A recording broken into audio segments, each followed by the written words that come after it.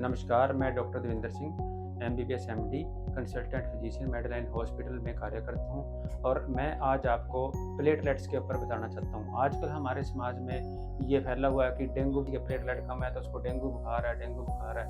तो हर एक पेशेंट इसके लिए डेंगू के लिए कोई आयुर्वेदिक ट्रीटमेंट ले रहा है, कोई कुछ ले रहा है। और हमारे पास अभी रिसेंटली एक पेशेंट आया है जिसके उसको भी थ्रोम्बोसाइटोपिनिया को हम ये बोलते हैं कि लो प्लेटलेट्स हमारे पास आया था और उनको डॉक्टर्स ने बताया कि हमारे मरीज के प्लेटलेट्स कम हैं। जब हमने देखा उनको उनका लीवर भी फेल हो चुका था, किडनी भी फेल हो चुकी थी, उनका जो बिलीरुबिन 12 था, क्रेटिनिन 8 और 9 था। और पेशेंट हमारे पास ARDS में आया। ARDS होता है एक्यूट रेस्पिरेटरी डिस्ट्रेस सिंड्रोम, जिसकी वजह से patient he is unable to survive. उसके बचने की कोई उम्मीद नहीं थी, लेकिन उसके जो अंगूठे में एक एशआर का साइन था। एशआर होता है एक प्रकार का निशान होता है जो स्क्रब टाइफस नाम के जो पैरासाइट होता है उसके काटने से होता है, जो कि उन्होंने ध्यान नहीं दिया। उसका वो ड्रेनेज कराते रहे। जब वो ड्रेनेज हुआ लेकिन उसके बाद वो सेप्सिस होकर सारी बॉडी में फैल चुका था।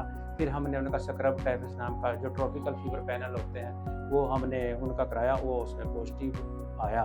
फिर हमने उनको मरीज का हमने इलाज किया। पेशेंट हमारे हॉस्पिटल में 10 दिन तक रहा और पेशेंट बिल्कुल ठीक ठाक होकर हमारे हॉस्पिटल से गया। और मैं समाज को एक संदेश देना चाहता हूँ कि जो प्लेटलेट कम होने के बहुत कारण होते हैं।